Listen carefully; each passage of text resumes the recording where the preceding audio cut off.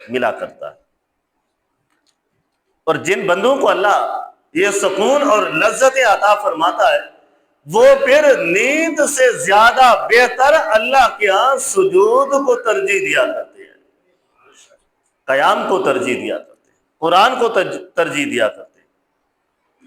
اللہ کا ذکر کرنے کو ترجیح دیا کرتے ہیں۔ اتنی نیند میں انہیں لذتیں میسر نہیں آتی جتنا انہیں رب کے حضور حاضر ہونے میں اللہ انہیں لذتیں عطا فرمایا کرتا ہے،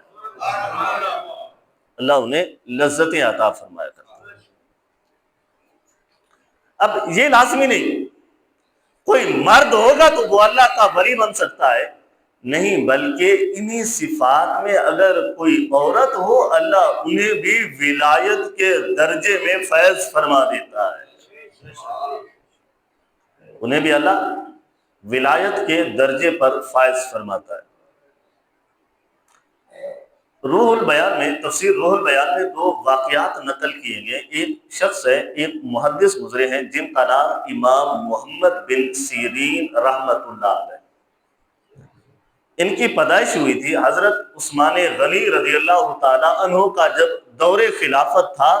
تو اس دور خلافت میں ان کی پیدائش ہوئی تھی،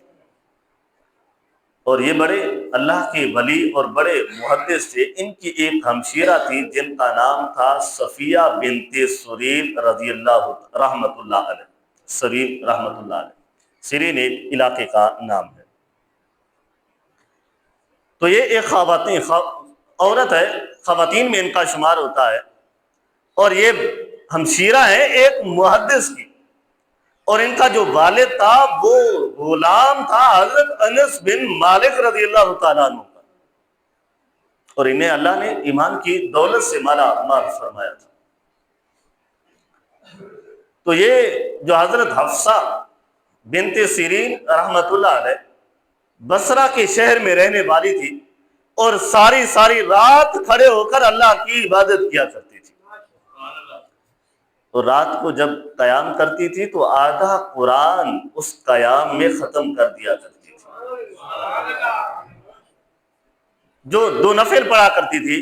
ایک رکعت میں یا 2 رکعتوں میں قرآن پاک کا جو آدھا قرآن 15 سپارے ہوتے تھے ان کو وہ مکمل کر دیا کرتی تھی۔ بس اوقات کبھی ایسا ہوتا تھا جس کمرے میں عبادت کر رہی ہوتی تھی وہاں پہ چراغ چل رہا ہوتا تھا، چراغ کبھی بجھ جاتا تھا تو لوگ کہا کرتے تھے چراغ تو بجھ جاتا ہے لیکن یہ عورت عبادت کرتی ہے، اللہ اس کی عبادت کی روشنی اتنا عطا فرماتا ہے اس کمرہ پھر بھی وہ چراغ بجھ جانے کے باوجود بھی روشن نظر آتا ہے۔ چراغ بجھ جاتا ہے، چراغ کے اندر جو تیل تھا وہ ختم ہو جاتا ہوگا،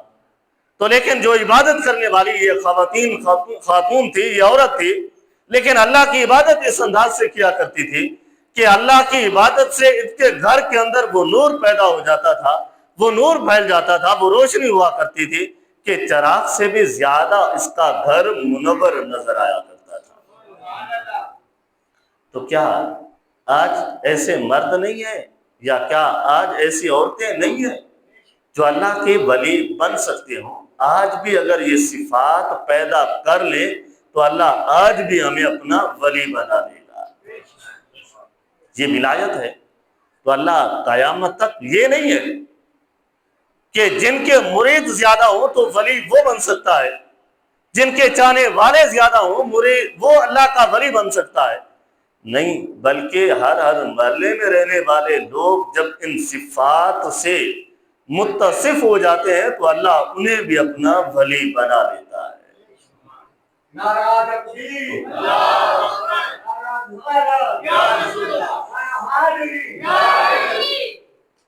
اور دوسری ایک عورت گزری ہے جن کا نام حضرت رابعہ بصریہ رحمت اللہ علیہ تھا۔ بتانے کا مقصد صرف اتنا ہے کہ جس طرح مرد اللہ کے ولی بن سکتے ہیں اسی طرح اللہ عورتوں کو بھی ولایت عطا فرماتا ہے،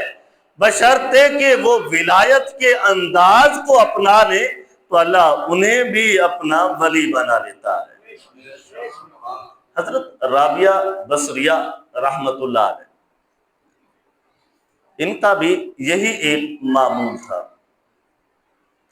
کہ ساری ساری رات عبادت کرتی، پھر کچھ لمحہ سونے کے لیے جاتی، تھوڑی سی آنکھ لگتی، پھر دل کو کہتی، مخاطب ہوتی کہ کتنا سونا ہے، اگر آج تم جاگ لے گی، اپنے رب کو راضی کر لے گی، قبر میں جتنا چاہے گی تو نیند کر لے گی، اللہ تیری نیند میں بھی برکتیں عطا فرما دے گا۔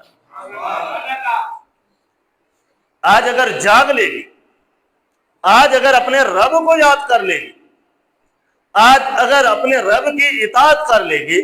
تو ایک لمحہ تمہیں رب نے عطا فرمانا ہے، وہ لمحہ قبر والا ہے۔ جب دنیا میں زندگی ملی ہے تو اللہ کو راضی کرتی رہے گی، تو جب قبر میں جائے گی تو اللہ تمہیں آسن انداز سے سلائے گا، ایسا سلائے گا کہ قیامت تک تیری آنکھ بھی کھلنے نہیں پائے گی۔ اب جن بندوں کو اللہ نوازتا ہے، جو اللہ کی عبادت کرتے ہیں، اللہ کی رضا کے لیے کرتے ہیں، تو دنیا میں وہ تکلیفیں جھیلتے ہیں، دنیا میں انہیں نیند ان کی مکمل نہیں ہوتی، اللہ کو یاد کرتے رہتے ہیں، لیکن جب دنیا سے جائیں گے تو اللہ قبر میں ایسا سلا دیتا ہے کہ قبر سے لے کر محشر کے مقام تک انہیں خبر نہیں ہوگی کہ کتنا لمحہ ہمارا گزرا ہے۔ اب انداز ہے ہمارے پاس، زندگی اللہ نے ہمیں دی، سیدھا راستہ بھی اللہ نے ہمیں بتا دیا، غلط راستہ بھی ہمارے سامنے ہے۔ اللہ کی رضا حاصل کرنا چاہے تو اللہ نے دن رات بھی ہمارے سامنے رکھ دیے۔ اگر ہم چاہتے ہیں کہ اللہ کے ولی بن جائیں تو ہمیں یہ صفات اپنانی ہوگی۔ جب ہم یہ صفات اپنائیں گے تو اللہ ہمیں بھی ولایت کے درجے پر فائز فرما دیتا ہے۔ اب میاں محمد بخش رحمت اللہ علیہ اس انداز کو بڑا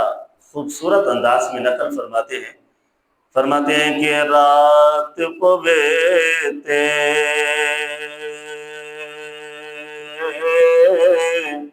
بے دردانو نیند پیاری آوے، بے دردانو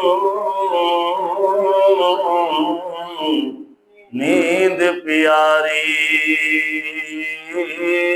آوے، رات پوے تے بے دردانو نیند پیاری آوے، درد مندانو یاد سجن دی ستیاں جگاوے۔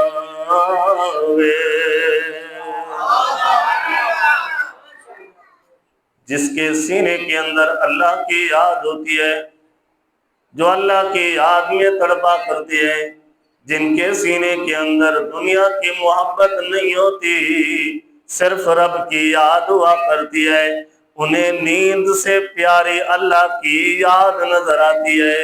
ان کا دیکھو کہ انداز، والذین یبیتون لربہم سجدا وقیاما، وہ اللہ کے نیک بندے ایسے ہوں گے جن کی راتیں یا تو سجدہ کرتے ہوئے گزرا کرتی ہیں، یا تو قیام کی حالت میں ساری رات